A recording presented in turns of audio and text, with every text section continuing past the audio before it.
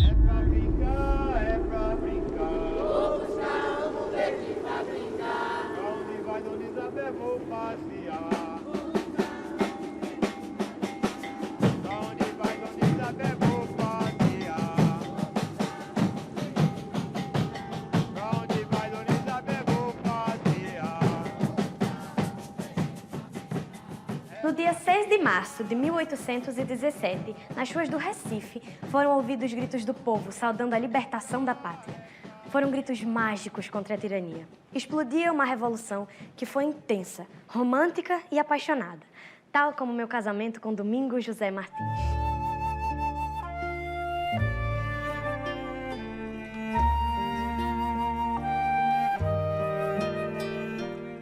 Bom, tenho que me apresentar.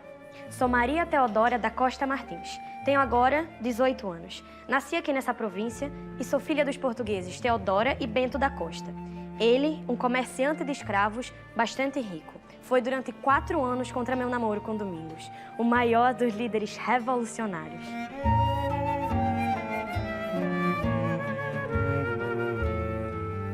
A Revolução Pernambucana deu-nos a liberdade e a democracia que jamais tínhamos visto. Um governo próprio, com bandeira e constituição. Um exército brasileiro e até um embaixador nos Estados Unidos. Ela foi demasiado importante para se perder na história ou cair em esquecimento. E é por isso que eu tô aqui, para lembrá-la e colocar seus mártires no seu devido lugar, na história do Brasil.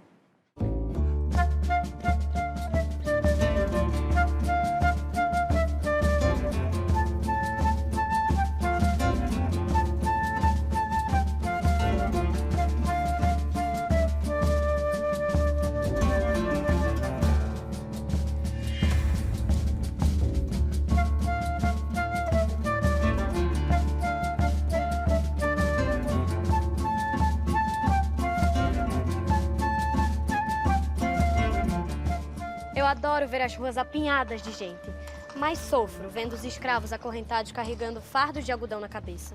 Que miséria! Enquanto os homens, militares ou donos de engenho, padres ou comerciantes, se punham a rebelar contra os excessivos impostos da coroa, as mulheres de famílias abastadas viviam totalmente alheias ao que acontecia fora de suas 4 paredes. Elas não podiam estudar e nem ler, não podiam trabalhar porque trabalhar era coisa de escravo. Elas viviam a bordar e a costurar, e porque tinham escravas para fazer a comida, lavar a roupa e até amamentar os seus bebês. Os escravos também eram obrigados a trabalhar fora de casa e se punham a vender o que a vila não fornecia.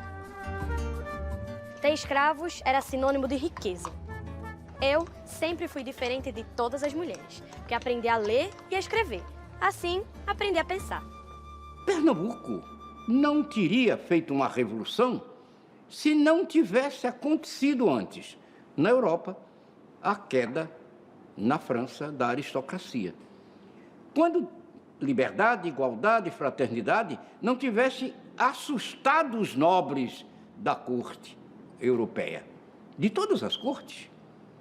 Então, essas ideias chegam para os padres que tinham presente as ideias contidas nas revoluções libertárias.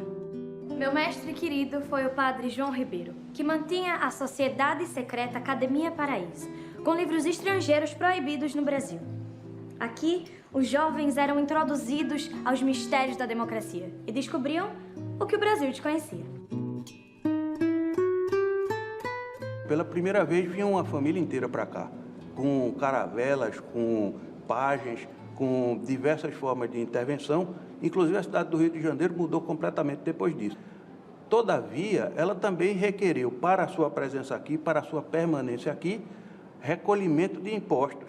Porque Pernambuco estava sustentando uma corte no Rio de Janeiro com toda aquela série de inúteis ao redor do príncipe regente. Então, os impostos aumentaram, muito parecido com o medo que tem o Brasil de hoje. Impostos aumentaram, porque imposto pesa no nosso bolso. Então, os negociantes sofriam com isso. E a interferência nos negócios, no comércio, foi uma causa. Não há revolução sem causa. E aí, quem vai pagar? Relaxa, filha. Minha rainha africana. Tu já não és alforriada? Então, és livre. Alforria que paguei tostão por tostão, viu, Cabugá? Com a graça de meu pai Xangô, sou forra sim, porém não livre. Afinal, quem pode ser livre pagando tanto imposto, me diga? E no caso de Pernambuco, que já tinha uma tradição libertária, uma tradição de lutas, uma tradição de contestação ao poder central, essa presença ficou mais opressora ainda. Otília, junta mais essa minha conta que eu pago. Eu demoro, mas pago, não é, Otília? Eu pago. Meu amigo, você é meu melhor freguês, ligue pra isso não. Vamos embora, viu? Boa noite, que a rua tem de candeeiro, mas ainda é escura e esburacada. Eles cobravam um dízimo sobre pequenos negócios e o custo de vida era altíssimo, porque o comércio era um monopólio dos portugueses. Isso provocou uma revolta com o fato de começar a se recolher imposto para pagar, por exemplo, a iluminação da cidade do Rio. Canalhas! Bando de miserável e feliz das costas oca. Olha pra aqui. Olha pra aqui. Me diz, Cabugá, onde foi parar o dinheiro dos meus impostos? Os mazombos ficavam a ver navios. E eu, filha de portugueses, ao perceber isso, ficava entre a cruz e a caldeirinha. A Revolução do 17, que foi a revolução mais legítima do Brasil, ela foi uma explosão de libertação do jugo português. Pernambucanos que frequentavam como alunos a Universidade de Coimbra já liam avidamente os filósofos franceses. E os livros começaram a ser mandados para Pernambuco. E isso veio contaminar o ideário iluminista de 1817. Os jovens voltavam contaminados pelo germe dos ideais libertários da Revolução Francesa, da independência da América Espanhola e da luta pela independência dos Estados Unidos. A primeira das grandes revoluções contemporâneas, né? Mas é também o ano da publicação de A Riqueza das Nações, que anuncia o novo capitalismo e pacto colonial e que se defendia o livre comércio entre todas as nações do mundo. Traziam a semente e aqui encontravam solo fértil preparado pelas lojas maçônicas, onde o assunto era debatido e ampliado, mas apenas pelos homens. Por outro lado, chega a Pernambuco pessoas extraordinárias, não só padres, mas também homens comuns, negociantes. E esses homens trazem para cá essas ideias de liberdade através da maçonaria.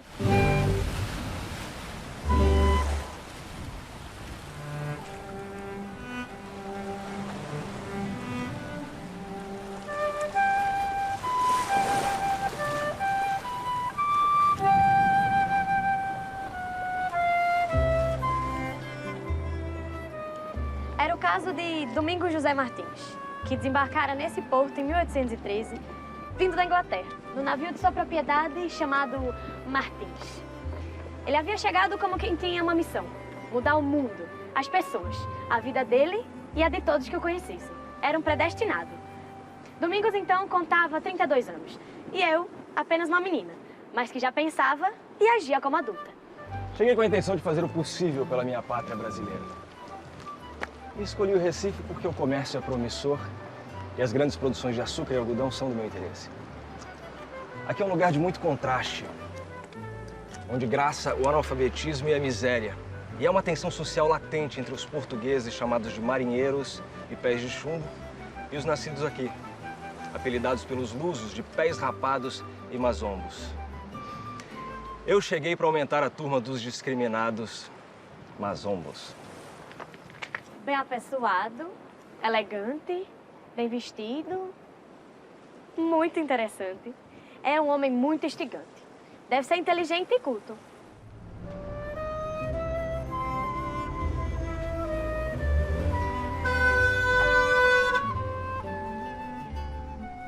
Avenida Cruz Cabugá. Foi a primeira pessoa que conheci. Antônio Cruz Cabugá. Companheiro, comerciante, frequentador assíduo dos bordéis, péssima companhia. Quando se apresentou, me disse: pernambucano da pele tostada. De faço, o terror dos pés de chumbo, a alegria da mulherada. E tu és o tal capixaba que viesse aqui comprar todo o algodão dessa província e levar para a Inglaterra. O que é que tu trouxeste para nós? Minha ilustre presença, acha pouco? Talvez algo mais? Um vislumbre do porvir. Padre, um novo amigo. Padre, que prazer. Muito prazer. Domingos Martins. Me trouxe um presente. Muito obrigado. Em Cabugai, Padre João Ribeiro me pus a inteirar o quão bravo era o povo pernambucano. Já passou por muitas lutas e conseguiram até colocar os holandeses para correr sem a ajuda da coroa portuguesa. Diferente dos lambe-botas do Rio e da Bahia que tratavam os portugueses na palma da mão, o povo daqui tinha o costume de colocá-los para correr. Eita, povo arretado! Quando da expulsão dos holandeses, criou-se no imaginário do povo pernambucano a ideia de que os mazombos haviam tomado todo o Nordeste brasileiro dos holandeses e devolveram esse território ao rei de Portugal mediante certas condições. E toda vez que o rei não as cumpria, havia um movimento de separação. Pernambuco era uma das 3 províncias de maior destaque no Brasil, junto com o Rio de Janeiro e com a Bahia. O governador daqui era Caetano Pinto Montenegro, um homem letrado, de boa índole. E apesar de ser português e não gostar de trabalhar, era de razoável trato. No Rio de Janeiro ficava o príncipe Dom João e sua corte imprestável. Na Bahia quem governava era o Conde dos Arcos. Um homem esperto, manhoso, com a tradição de sempre vencer as insurreições dos nativos com mão de ferro.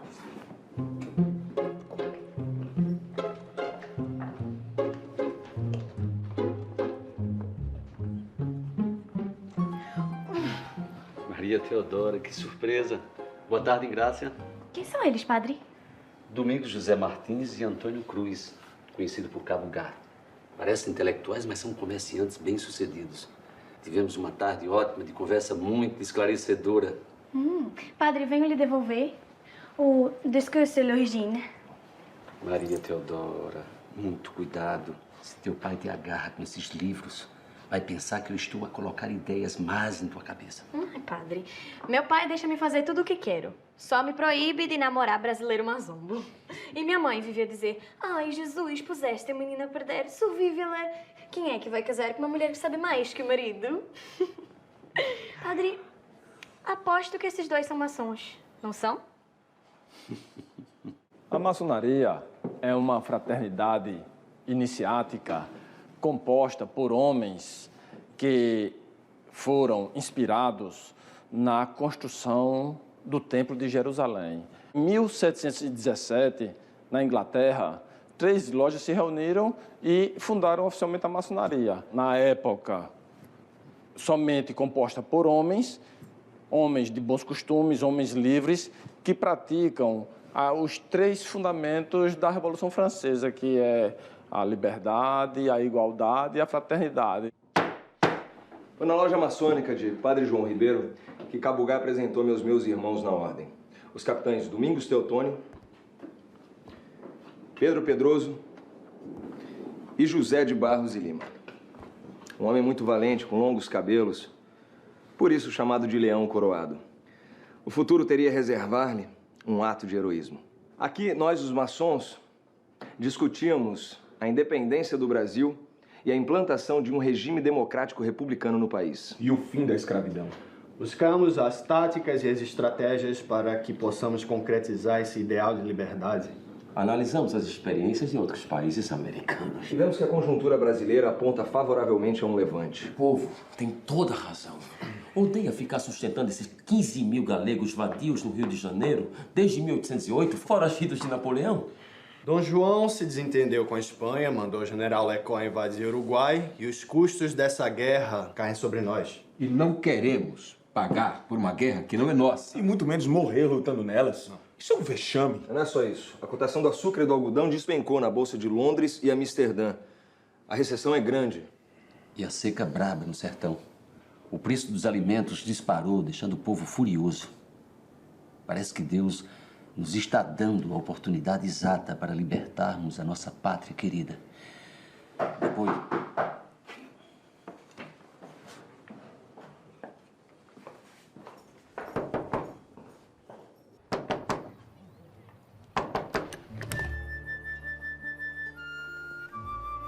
Desculpa, mas a senhazinha não pode entrar. Mas que absurdo! Que falta de elegância fechar a porta na cara da mulher! A maçonaria, Ingrácia, é um lugar reservado para discutir políticas com ideias bem avançadas. Mas são para homens. Eu não entendo por que eu não posso participar na busca por caminhos libertários para o meu país só por ser mulher. Oposto, que foram os sinais secretos da maçonaria que identificaram o Domingos pro Cabugá e os outros. São eles os cheios de segredinhos. Vamos, senhazinha. Mas para, Ingrácia! Preciso mudar de tática. Nós, os revolucionários, acreditamos nos primados das 4 leis naturais: liberdade, igualdade, fraternidade e felicidade. Nós somos entusiasmados, alegres, lemos muito, discutimos muito, farreamos mais ainda e acreditamos que basta bater na porta do futuro que ela se abrirá para nós. Otília, minha deusa africana, dona dos quitutes irresistíveis, a rainha do chambarinho, da cachaça de cabeça e que sempre nos atende com esse sorriso na boca e esses enormes peitos fartos de fora. E cozinha como uma deusa. E tu, Cabugá, vai de quê? Preta, eu estou aqui. Eu estou aqui. E você está lá, fazendo o quê, Preta? Fazendo a caça, ô minha Preta.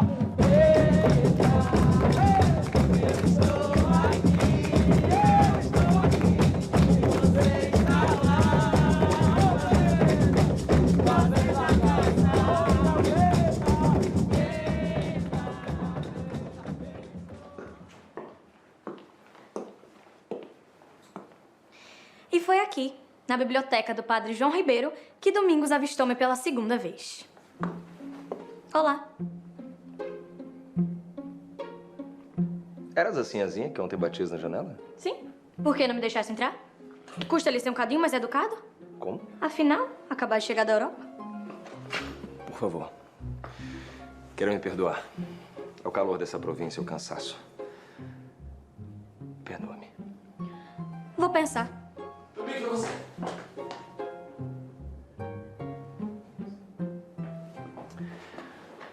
Domingos Martins, qual é a tua graça? Teodora? Maria Teodora. Meu pai ficará furioso se me vir falando com esse mazumbo. Maria Teodora. Nome de quem é decidida? Enchanté.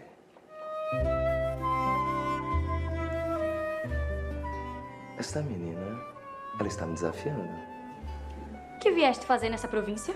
Montar uma filial para exportação de algodão. Queres ficar rico? És impertinente. Rico eu já sou. Ainda que Domingos seja rico, mas... Então és mazombo endinheirado? Sou mazombo. Sou rico, bonito, culto, educado. Isto é, quase sempre educado. Que seja, mas... Mas... É um poço de vaidade. Preciso me retirar. Meu pai não pode sonhar que estou a conversar com o mazombo. Ele prefere me ver casada com um caixeiro português pobre do que com um pé rapado, como ele diz. Mas, meu Deus, que pé rapado. És ousada como uma autêntica pernambucana. Lá, isso sou, vice. Mas é bom não me iludir. Deve se achar melhor do que os outros, deve ser mimada. Como qualquer português. Tenho que dizer-lhe que o senhor é muito inteligente e moderno. Conheço poucos homens inteligentes. E foi depois desse primeiro encontro irresistível e misterioso que eu e Domingos nos pusemos a namorar secretamente. Minha mãe pensava que eu estava nas missas, graças ao bom Deus e à cumplicidade de Ingrácia.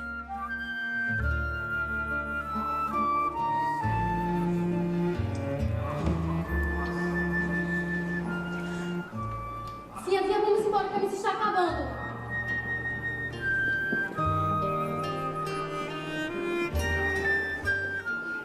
E assim se passaram 4 anos de encontros apaixonados e muitos planos para transformar o país. Tudo isso em segredo.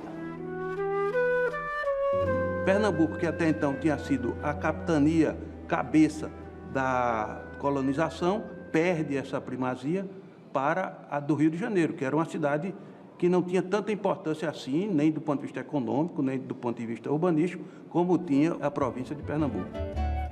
Domingos fez sua loja de exportação na parte de baixo de Sobrado. Na parte de cima, fez sua moradia, onde eu sei que fica a loja maçônica Pernambuco do Oriente.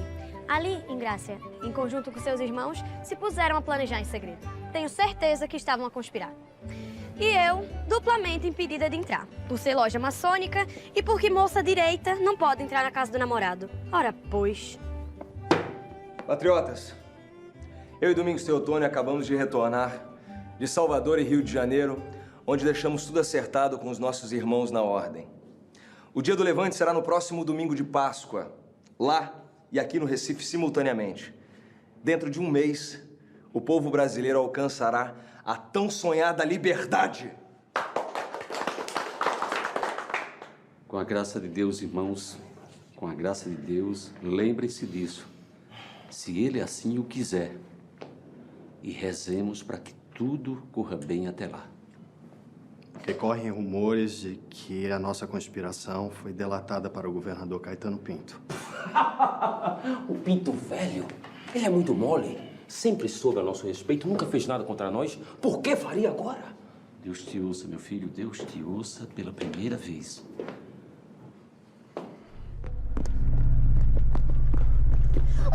Tá cego, é? Jura? A conjura foi denunciada. O governador e a junta militar decretaram a prisão dos patriotas. Então fomos traídos. Porque era muito fácil reprimir essa revolução. Não era só prender as suas lideranças que o movimento automaticamente ia se acabar. Traidores, me solta, me solta. Você sabe o que... Me solta. Ao ser preso, o Cabo Gaxinga esperneia, mas é levado. Assim como o padre João Ribeiro e o advogado José Luiz Mendonça. Os civis foram encarcerados na cadeia pública e os militares foram encaminhados para a Bahia à forca. Todos eram maçons, incluindo Domingos. Entendi tudo uma vez. Mas e Domingos?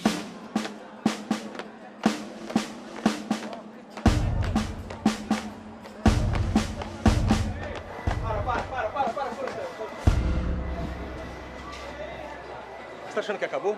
Eu não acho nada. A senhora tá achando que acabou? Você tá achando que acabou? Você sabe o que aconteceu depois? Você sabe o que aconteceu depois? Não. A senhora sabe o que aconteceu depois? Não sabe, não? O brigadeiro Manuel de Barros, conhecido como Pentelho de Barrão. Pentelho de Barrão, exatamente. Devido ao seu peculiar abrutalhamento, resolveu cantar de galo no terreiro e mostrar quem é que manda. Incompetentes! Nada neste país funciona! Não conseguem nem formar-se com presteza, imbecis! Capitão Domingos Teotônio Jorge, você está preso. É inadmissível sua sublevação contra o príncipe regente. Soldado! E apresente-se no forte de 5 pontas. Saia! Capitão José de Barros Lima. Está surdo, canalha? Ou está com medo? Vai borrar-se agora? Ou esperar para cagar as calças quando estiver a caminho da forca? E aí, depois? E depois? A senhora sabe o que aconteceu depois? Não. Ele deu de cara com um leão. O leão coroado. Dá licença, por favor. Dá licença, um minutinho, por favor.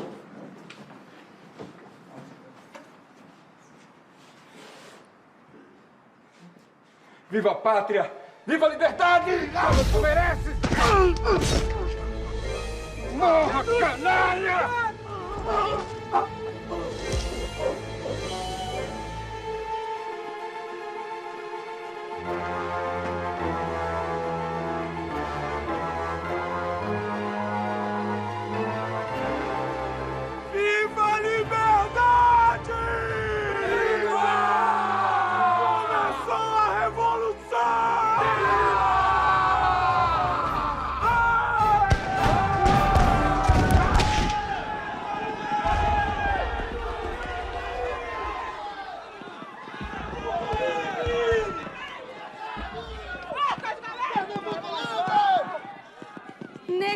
brancos, milicianos dos Henriques, gente humilde. Todo mundo saiu às ruas gritando ferozmente, apoiando o levante. Ninguém se entendia.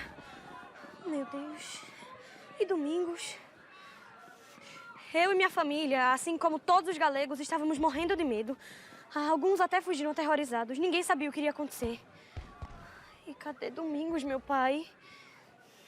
Os oficiais portugueses que se encontravam ali do lado do comandante fugiram em direção ao palácio e contaram ao governador o que tinha ocorrido. E eles foram, então, para o Forte do Brum. Assim que chegou no Forte do Brum, ele determinou que a ponte do Recife fosse derrubada, para que eles ficassem isolados e impedissem o movimento das tropas dos rebeldes. A revolução está nas ruas, Domingos. A nossa revolução está nas ruas. A nossa revolução eclodiu! Os galegos estão minando a ponte. Como o governador está coitado no Forte do Brum, se a ponte cair... Vamos salvar a ponte, senão nosso movimento será derrotado! Viva a liberdade! Viva! Neste lado da ponte, a mais antiga do Brasil, construída pelos holandeses, estava o tenente Rabelo e alguns artilheiros. Os marinheiros portugueses estavam do outro lado, minando os pilares da ponte para depois destruí-la. Vamos!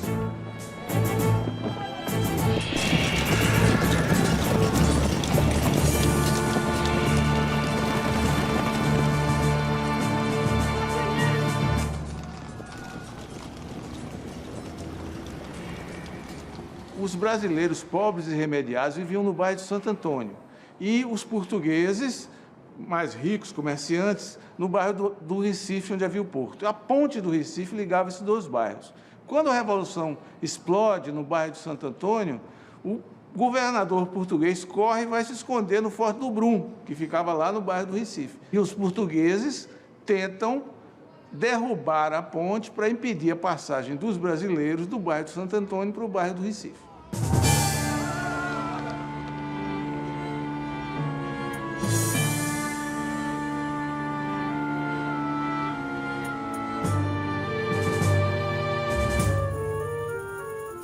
O tenente Rabelo disse que tínhamos que detê-los imediatamente, mas eles estavam com o apoio da cavalaria.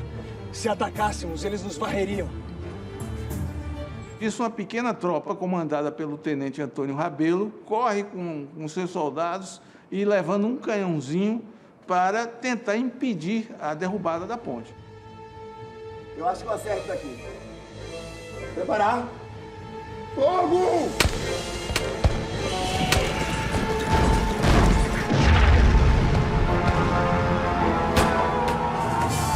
Então o tenente Rabelo, famoso por sua pontaria e pelos olhos de águia, dispersou toda a cavalaria com um disparo.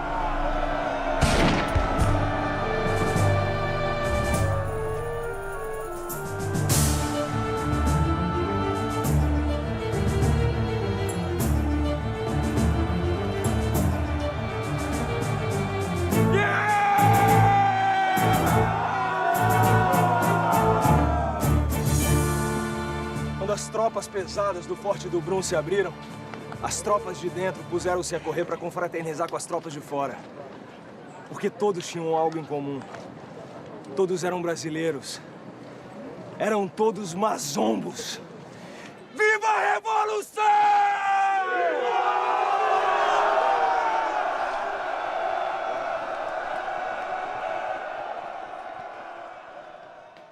E assim, a Revolução foi deflagrada, muito antes da data prevista.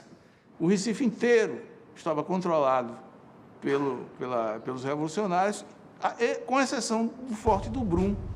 Pois então, senhores, quais são as minhas garantias? O senhor está livre para embarcar para o Rio de Janeiro na companhia dos seus oficiais e da sua família. E de quem são essas assinaturas? Assinam esse documento em nome dos pernambucanos, eu mesmo, os comerciantes Cabo Gá e Domingo Martins, o capitão Domingos Teotônio, Padre João Ribeiro, os comandantes de milícia Joaquim Ramos e Tomás Villanova. Joaquim Ramos e Tomás Villanova. Sim. Dois negros. Sim, senhor. Comandantes das milícias de Henriques. Negros. Intimando brancos. Pois que isto é mesmo uma revolução. Patriotas! O forte é nosso! E viva a Revolução! Viva! Viva a Revolução! Foi uma tarde inteira de combates. de luta, os portugueses tentando se escondendo nas suas casas, se escondendo nas igrejas, tentando alcançar até a nado os navios que estavam ancorados no porto. Eu não posso deixar de comemorar a vitória da Revolução pela qual Domingos foi preso. O povo reagiu a favor. Eu também estava feliz.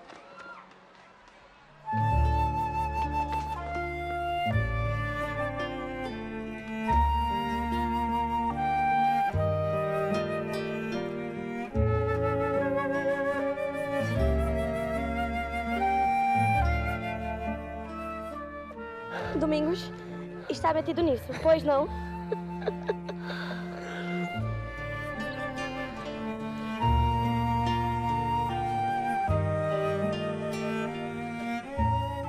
Foram menos de 50 mortes do nosso lado. Preço baixo, uma revolução que contava com 1000 combatentes civis, mal armados, mal formados, entre eles os Henriques, tropa formada por negros livres.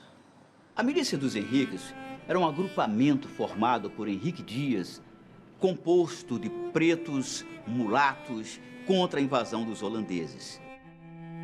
Em 1817, inspirados nessa luta, eles vieram lutar para defender a pátria contra um jugo que já era insuportável no momento.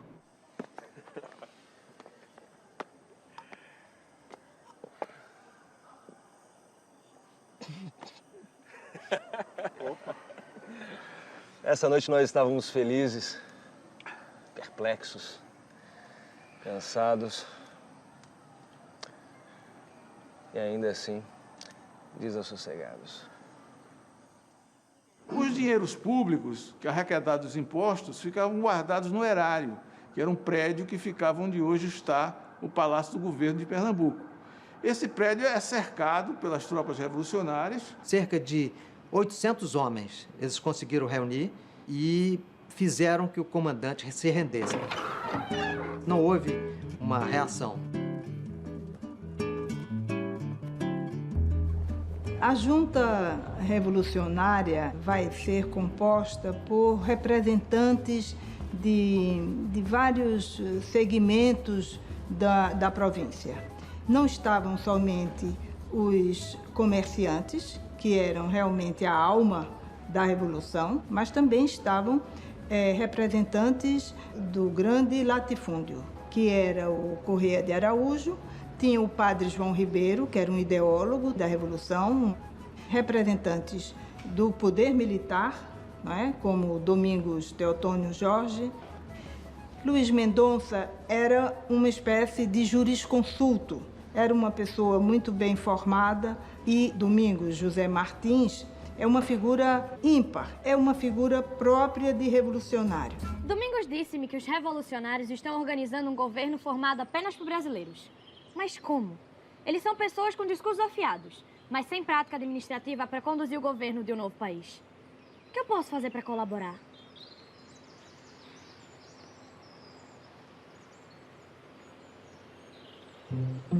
Ingrácio! Pensei que os patriotas poderiam estar com fome.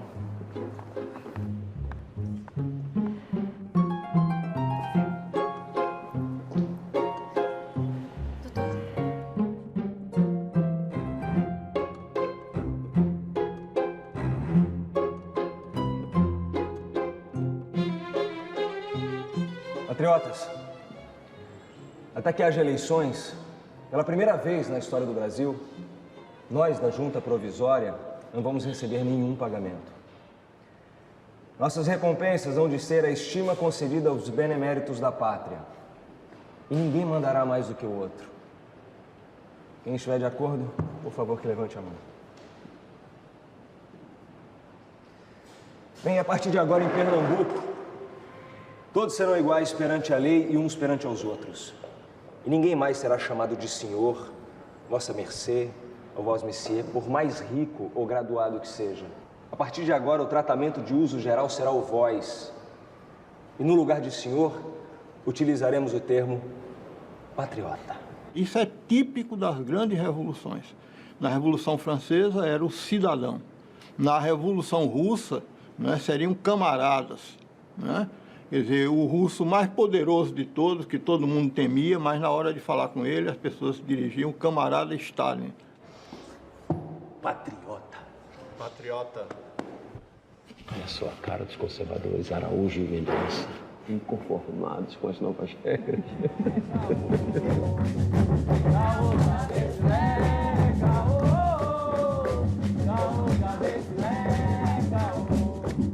Naquele início de governo, as reuniões não paravam.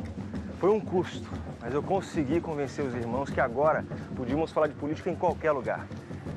Então fomos até a Negra Otília discutir, beber e conversar, porque ninguém é de ferro. E a gente andava tenso. A bravura do meu amigo Leão Coroado, que matou o brigadeiro. E outro pro meu amigo Pedro Pedroso, que deu o grito de guerra. Patriotas, a revolução arrebentou aqui em Pernambuco prematuramente. Sem o Rio e sem a Bahia, como havíamos combinado. O Sul já deve ter tomado conhecimento do nosso feito. E os nossos irmãos patriotas de lá serão impedidos de agir. Nós teremos que enfrentar os galegos sozinhos. Estamos prontos para isso? E se nomeássemos Domingos Teotônio, comandante da tropa revolucionária, formada só por brasileiros, marchando sob nossa própria bandeira? Comandante da tropa revolucionária. Mas que tropa, Domingos? O povo pobre da capital aderiu à revolta, mas não tem nenhuma experiência com guerra. Mas tem bravura, Pedro Pedroso. Pernambucano não arrega, não. Ninguém aqui veio ensinar a gente a expulsar o holandês, não. Foi só o tempo de cuspir no chão que eles correram tudinho. Falou a sabedoria africana. Mas com todo respeito ao povo patriota, a gente não pode contar com ele para sempre. Vai que, de uma hora para outra, ele sente saudade do rei. Esse povo, que foi o maior responsável pela vitória da nossa revolta em 6 de março, é ignorante, é supersticioso, desconhece as pessoas, unicamente porque nunca tiveram instrução. Precisamos das milícias dos grandes proprietários do interior, que por hora nos apoiam, mas que podem se virar contra nós se decretarmos o fim da escravidão. O futuro da nossa revolução, dependendo das mãos dos grandes proprietários. Mas olha quem diria. Meu povo não nasceu pra nascer Zala. Sou filho de Alafim, Oió, Xangô. A liberdade é meu assédio de fala. Caô, cabeçulé, caô.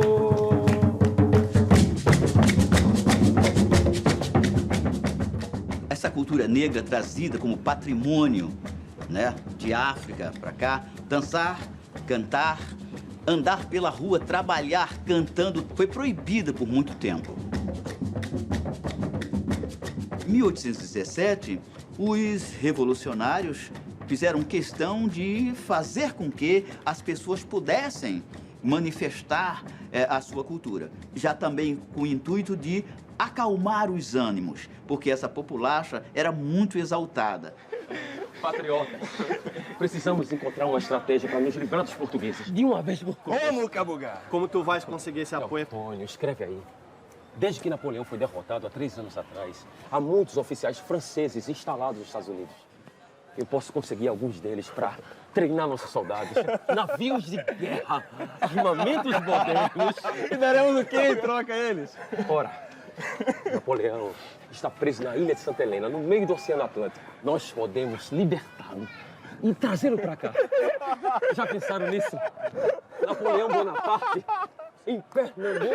Isso é retado.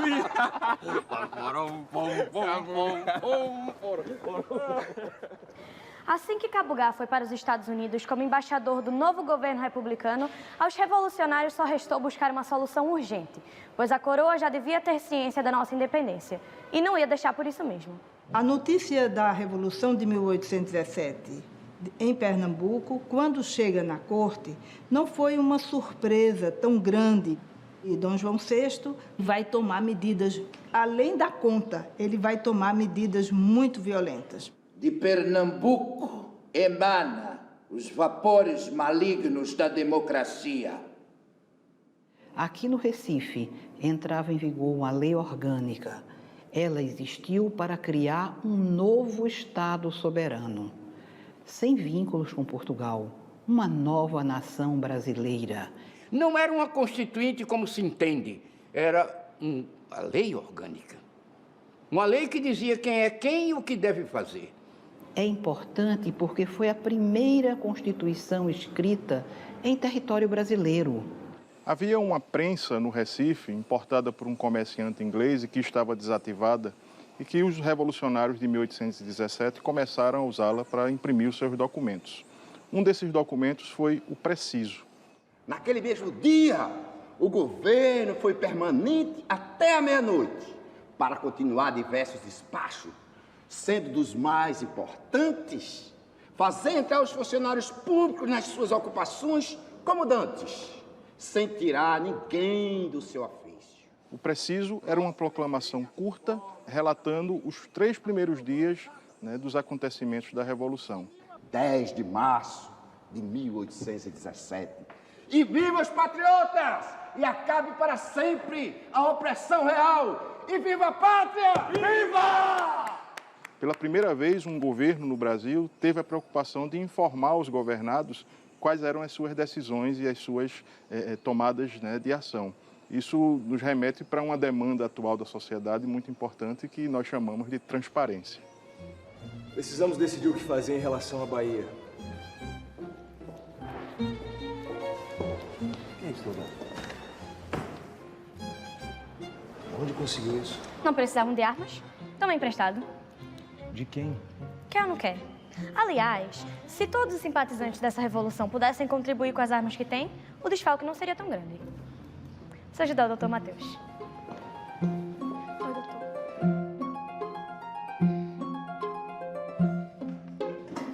Mas que falta de competência, Ingrácia. Tu é ruim em tudo, parece branca. 2 dias depois da Revolução, Domingos vai lá pedir a mão dela ao pai, que tinha recusado por 4 anos. Mas não tinha nenhuma certeza de que o pai iria conceder a mão dela, porque a Revolução era uma coisa nova, tinha acabado de acontecer, não tinha vingado ainda, e se ela fracassasse, Domingos seria o primeiro a ser enforcado.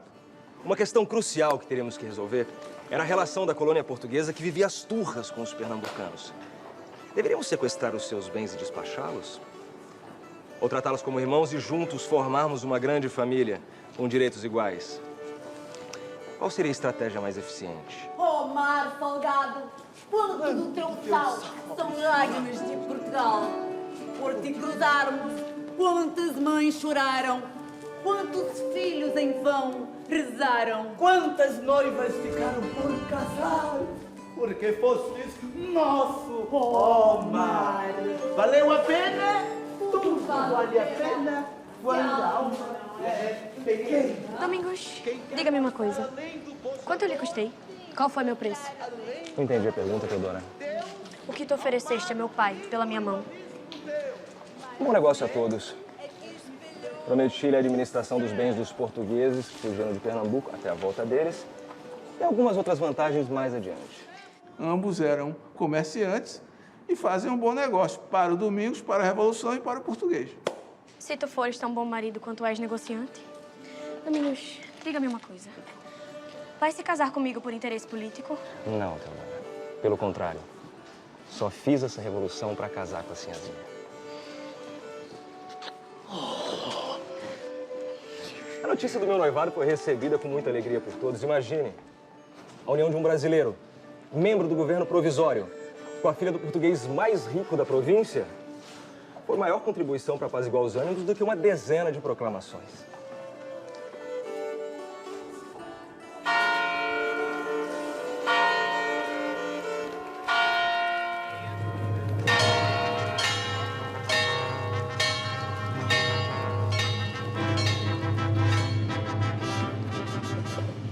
Estás linda de cabelo curto.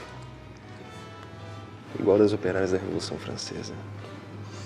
As heroínas revolucionárias que foram guilhotinadas não merecem ser esquecidas, não acha? Acho. Amo-te. Para sempre. Também amo-te. Amo-te muito, meu Domingos José Martins.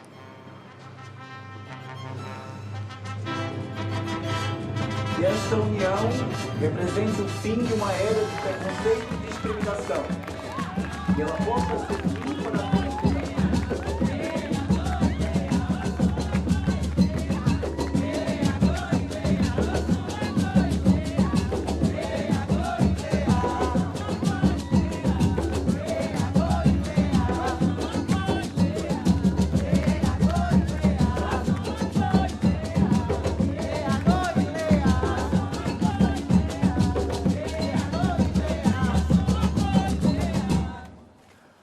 A Paraíba aderiu à Revolução!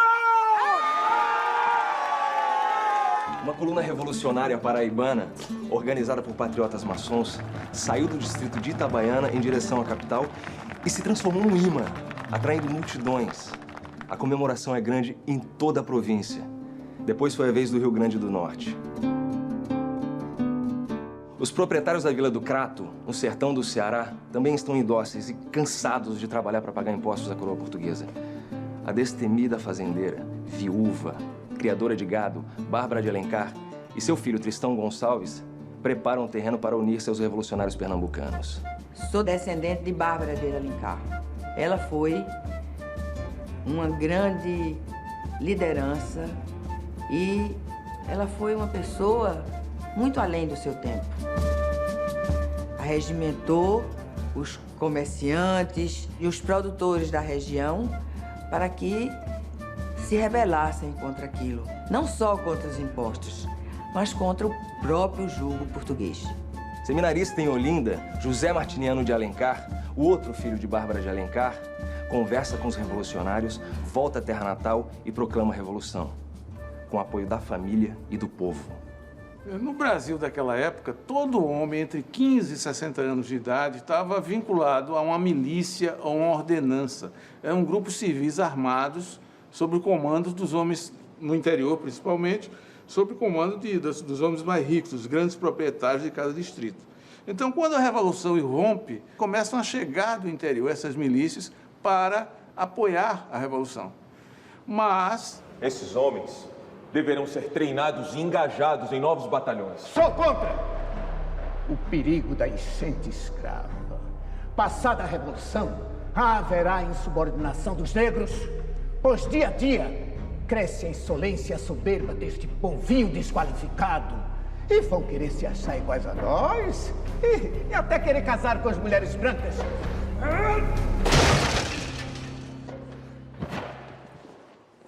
Inconformado com essa opinião, apoio o Pedroso. Mas somos votos vencidos. E fica decidido pela maioria que os voluntários sejam mandados de volta. Desculpa-me, Domingos. Quase me encontrei mantimente para fazer-lhe o jantar. Não importa, amor. O Araújo disse que os fazendeiros vão ficar sem mão de obra nos canaviais. Ele não é representante de proprietários? É claro que não quer avanço social. Nem ele e nem o advogado Mendonça. Os senhores de engenho não querem que o novo governo toque na escravatura, nada de abolição. Agora imagine como Pedroso ouviu isso.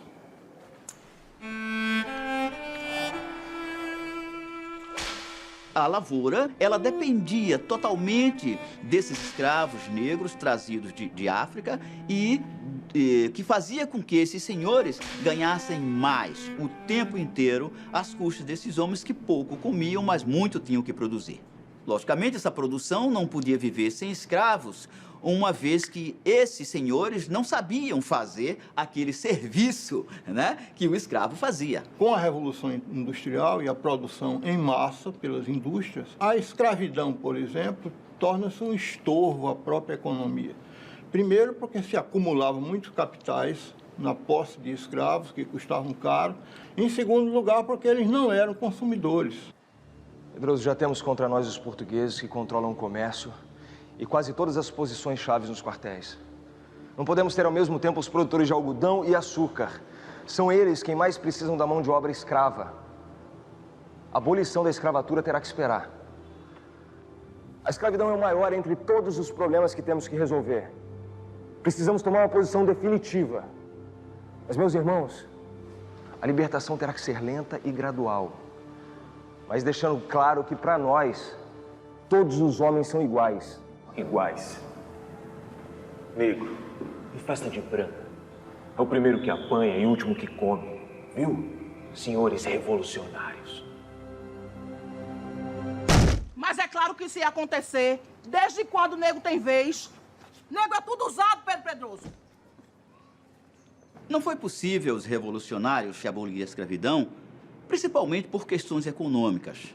Depois, eles precisavam fazer isso paulatinamente, dado a revolta do povo, que estava se lembrando das questões do Haiti, quando se libertaram lá em São Domingos, no Haiti, que arrastaram as pessoas no meio da rua. E como diz o poeta, cuidado, seu moço, nego ofendido é pior do que fera ferida e acuada que não morreu. Ó seu, se não tem, pra que é que deu? Só nos resta invadir a Bahia. Assim, a coroa vai respeitar a nossa revolução. Claro que a maioria não aceita a proposta para irritação de Pedroso. Fica decidido, então, mandar um agente para fazer contato com os nossos patriotas baianos. José Inácio Ribeiro de Abreu e Lima, mais conhecido como Padre Roma. O Padre Roma, para mim, antes de ser uma figura da história, é o meu quinto avô.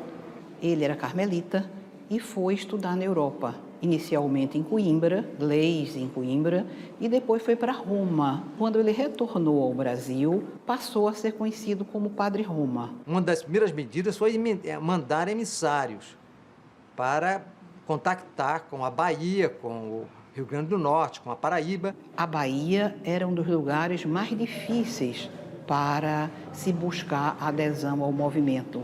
Padre Roma aceitou a missão com uma boa gargalhada.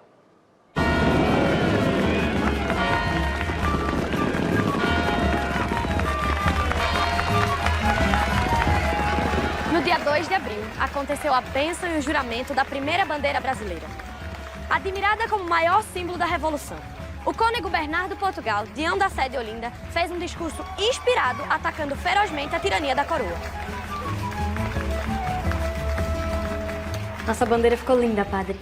E o mérito é todo seu. És um grande desenhista. Com o sol, porque estamos nos trópicos. A cruz, porque somos cristãos. O arco-íris, representando a paz, a amizade e a união. E 3 estrelas, simbolizando Pernambuco, Paraíba e Rio Grande do Norte. E muitas outras ainda serão inseridas, à medida que outras capitanias forem aderindo à República. Essa bandeira se tornará tão estrelada quanto o céu do Brasil. Assassinaram o Padre Roma. Foi preso ao desembarcar em Salvador. E 2 dias depois ele tinha sido fuzilado. Um processo absolutamente fora dos padrões jurídicos, mesmo daquela época, e condenado. Foi executado na frente de 2 filhos, o que se tornou o general Abreu e Lima e Luiz Inácio, sendo que o José Inácio tentou proteger o irmão menor para não ver o seu pai ser executado. O Conde dos Arcos, que era o governador da Bahia, percebeu que o tempo era essencial para poder sufocar a Revolução. Ele certamente tinha noção da gravidade da situação, por isso não esperou ordens do Rio de Janeiro e despachou para o Recife tropas por terra e uma pequena frota de barcos para cercar a capital da nova República. Essa linha de arrecifes que protege o porto impede que uma esquadra desembarque as tropas no porto para atacar a cidade. A guerra teve início. Esperamos que a coragem e o amor à pátria superem a falta de armamento e o despreparo de nossos soldados. Que as embarcações que bloqueiam o porto do Recife, eles não têm, inclusive, alcance para atingir a cidade. Apenas impedem que as embarcações saiam ou entrem. O cerco teve início. As mercadorias não desembarcavam e o povo começou a passar fome, porque os alimentos vinham de fora. Pernambuco plantava apenas algodão e açúcar, e o milho e a mandioca que o governo mandara plantar não tinha tido tempo de crescer. Nem farinha e nem carne de charque para fazer o pirão? Ora! Teodoro, eu tenho certeza que esse cara tá mufubando as coisas aí dentro. Esse velho amarelo é coiteiro. Esse galego pé duro ainda teve a ousadia de me dizer que no tempo do reino não faltava nada. Ora! Eu vou me embora, Vici, porque aqui não adianta ficar mais, não. Vamos embora, menina, vamos embora. Ingrácia, ele ainda teve a coragem de falar como é que os republicanos estão a resolver isso. Pé duro! Os revolucionários podiam contar apenas com um brigue e com 2 canhoneiras que não tinham armamento.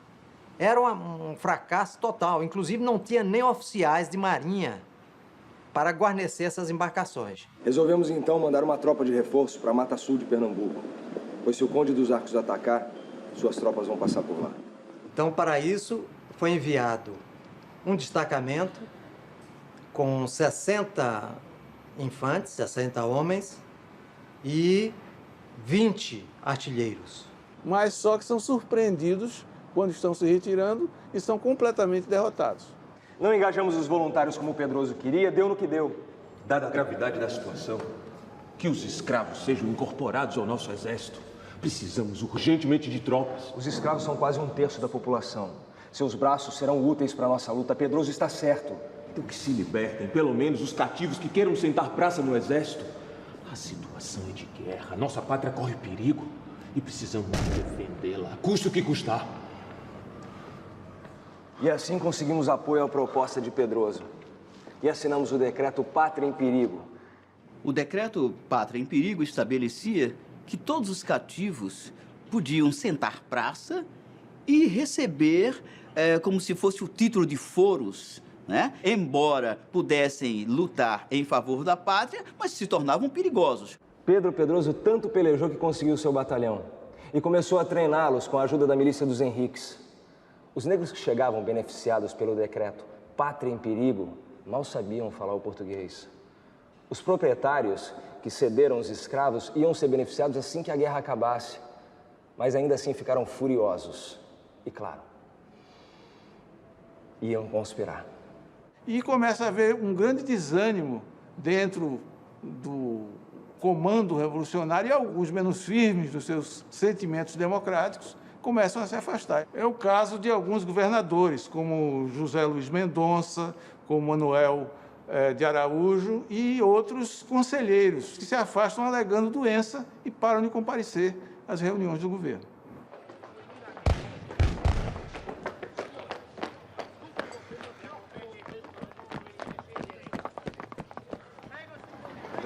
Quando chegamos, o rapaz já estava morto. Coronel Pedroso, a República zela pela moderação e pela justiça. Como tu, que se diz patriota, executa um homem sem um processo, sem nenhum julgamento? Fuzilado era um desertor, Domingos. Traidores em tempos de guerra não merecem outra pena. As revoluções se fazem com sangue. E se chegamos ao ponto em que estamos, foi por causa desse governo frouxo. Eu vou continuar a fazer o que for preciso pela causa republicana.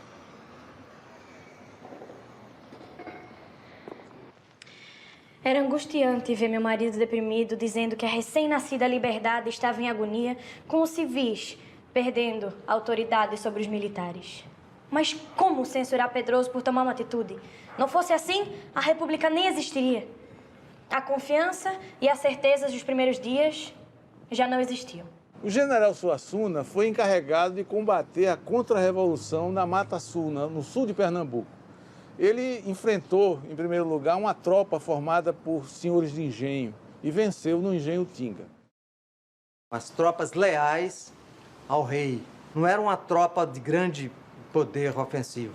Ainda não estava sob o comando do general Congominho, né? Pela primeira vez, a coroa foi derrotada pela tropa dos escravos libertos treinado pelo Pedroso. Agora, por que Suassuna se plantara lá? No engenho de Utinga? Por que não avançou a fronteira com a Bahia conforme combinado? Será Suassuna confiável?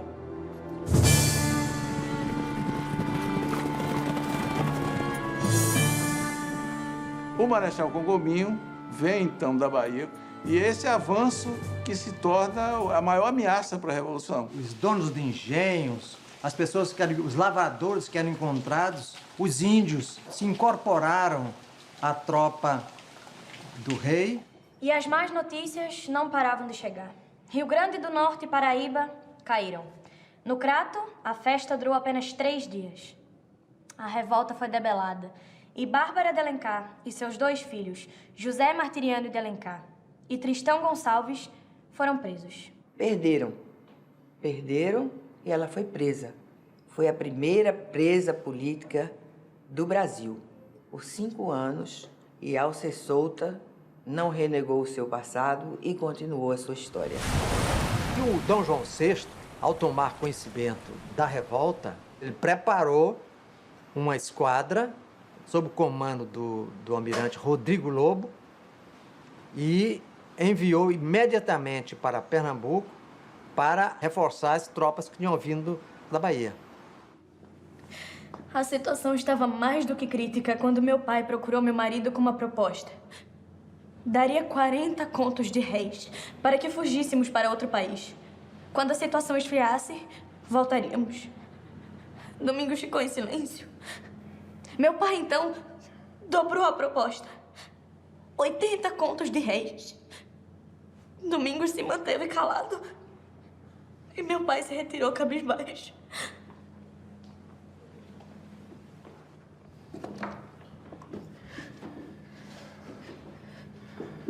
Nós não fugiremos. Vou encontrar com sua Suna na Lagoas. Vou contigo. Os feridos vão precisar de ajuda. Então, você não vai comigo. Mentira! Diga que é mentira! És comerciante! Não entende nada das artes militares! Eu preciso defender a frente sua a qualquer custo. Seu pai tem toda a razão. O governo republicano... Vai pro sítio com a sua família e espera minha volta lá. Tua volta? Como é que tu tem coragem, Domingos? Tu estás me abandonando! E se tu morreres longe de mim? Teodora, na guerra como no amor, é preciso chegar perto para vencer.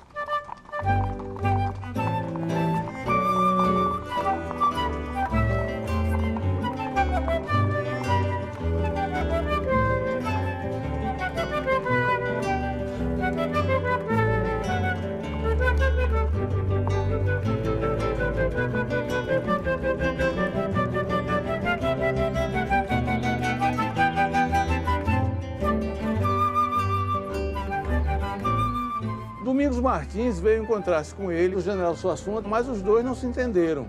O Domingos, então, continuou em frente com a pequena coluna e ele ficou com o grosso da tropa. Eu, como governador da República, fiquei com uma pequena coluna. Mas tudo bem, faz parte.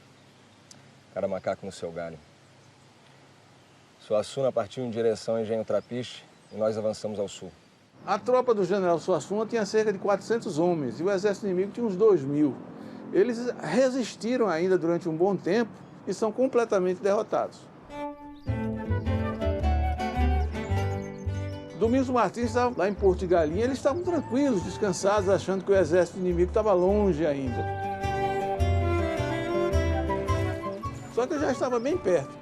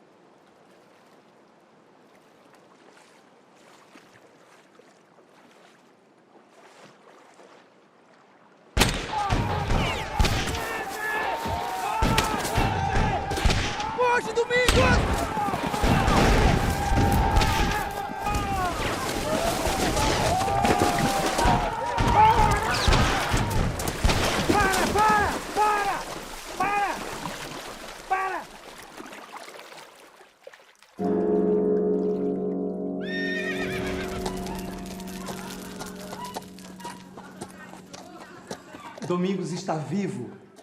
Ele tá vivo.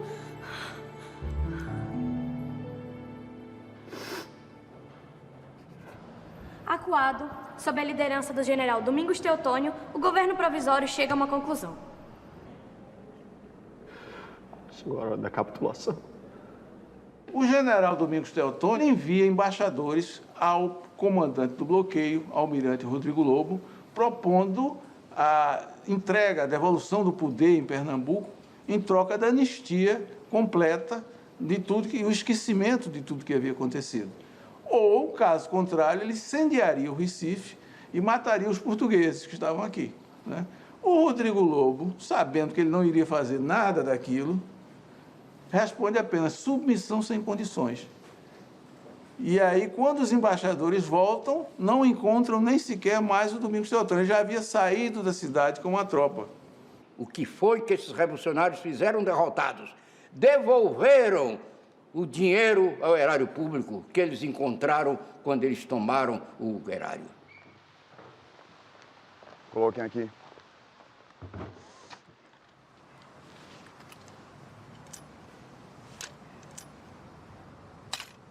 E por que estás a me trazer isto? Queremos entrar para a história como revolucionários, jamais como ladrões. Para que a memória, né, das ações daquele governo republicano não ficasse suja por uma ação corrupta, uma ação delituosa. Ética e moral. Este o maior legado.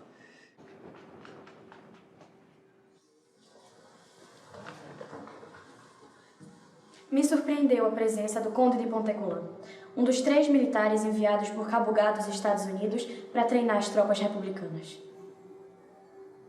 Antônio Cruz Cabugá. E eu que nunca acreditei em suas promessas. Chegaste tarde demais. Domingos está em Salvador, preso. E condenado à morte. Alguns dos líderes foram presos em batalha. Outros foram presos após a queda do governo provisório no Recife, nas regiões do norte de Olinda. O padre João Ribeiro, ele, apesar da sua formação de sacerdote, quando percebeu que a Revolução havia sido realmente massacrada, ele não se entrega aos seus algozes e se suicida.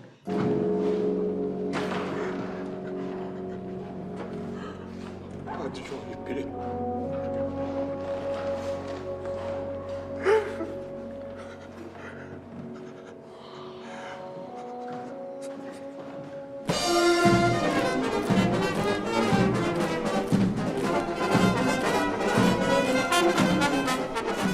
Eles foram levados, alguns para o Recife, outros diretamente para Salvador, foram enforcados, né, tiveram as mãos cortadas e as cabeças também cortadas, para mostrar o que acontecia com as cabeças que pensavam crimes contra o rei e com as mãos que executavam esses crimes.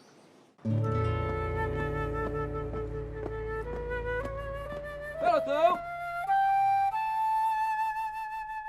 Meus ternos pensamentos, que sagrados, me fostes quase a paz da liberdade. Em vós não tem poder a iniquidade. A esposa voai, narrai meus fados.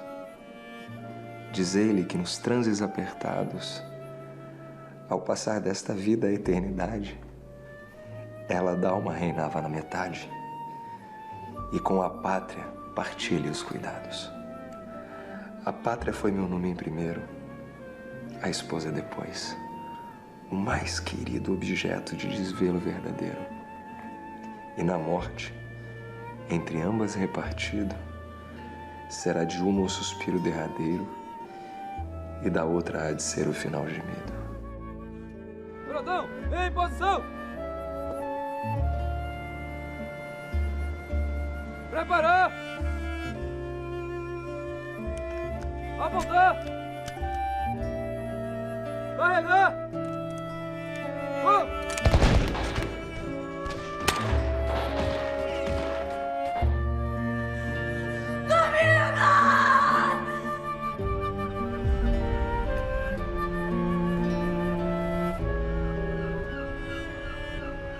O ano de 1817 passará.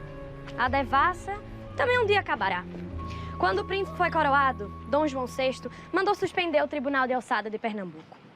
Dos 180 presos que havia aqui, 72 foram libertados e 92 foram levados para Salvador. Além de condenar à morte os líderes da Revolução, incluindo o meu Domingos. Por anos ainda, mais de 150 de patriotas permanecerão nas prisões. Continuando a saga de castigos aos pernambucanos, Dom João VI nos tirou a comarca de Alagoas. Não satisfeito, ele mandou apagar a Revolução de 1817 da história. E por que a sua memória, pela corte e pelos historiadores oficiais, foi diminuída? Porque ela era realmente muito grande. Foi a única revolução anticolonial que chegou, de fato, a tomar o poder em toda a história da monarquia portuguesa.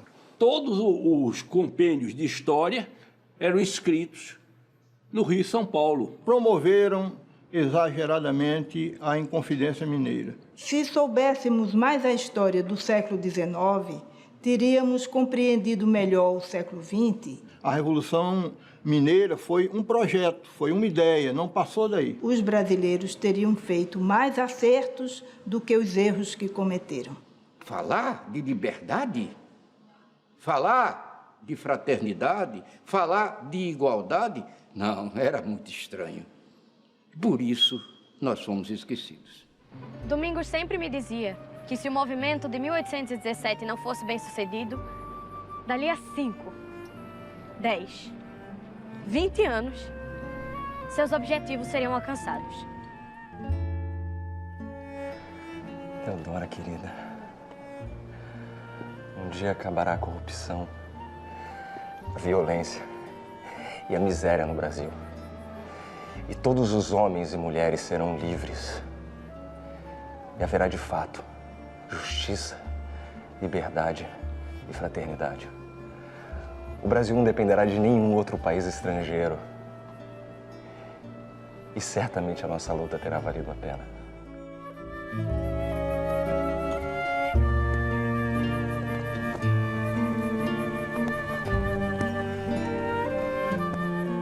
Suas palavras foram proféticas. Meu marido tinha certeza da vitória. Era senhor de um sonho lindo, de liberdade e igualdade para todos. Para mim, ele morreu. Mas seu sonho continua vivo na memória daqueles que lutam por justiça e no coração daqueles que vivem a plantar a semente da liberdade. Aonde vai, Dona Isabel, vou passear. É pra brincar, é pra brincar. É pra brincar, é pra... Coração do Brasil, em teu seio corre o sangue de heróis rubro-veio, que há de sempre o valor traduzir. És a fonte da vida e da história desse povo coberto de glória, o primeiro talvez no porvir. Salve a terra dos altos fogueiros, de beleza soberba estendal, Nova Roma de bravos guerreiros, Pernambuco imortal, imortal. Esses montes e vales e rios, proclamando o valor de teus brios, reproduzem batalhas cruéis. No presente és a guarda avançada, sentinela indormida e sagrada, que defende da pátria os lauréis. Salve a terra dos altos fogueiros, de beleza soberba estendal, Nova Roma de bravos guerreiros, Pernambuco imortal, imortal. No futuro és a crença, a esperança desse povo que altivo descansa, como atleta depois de lutar. No passado teu nome era mito, era o sol a brilhar no infinito, era a glória na terra a brilhar. Salve a terra dos altos fogueiros, de beleza soberba estendal, Nova Roma de bravos guerreiros, Pernambuco imortal, imortal. A república é filha de Olinda, a aura estrela que fuge não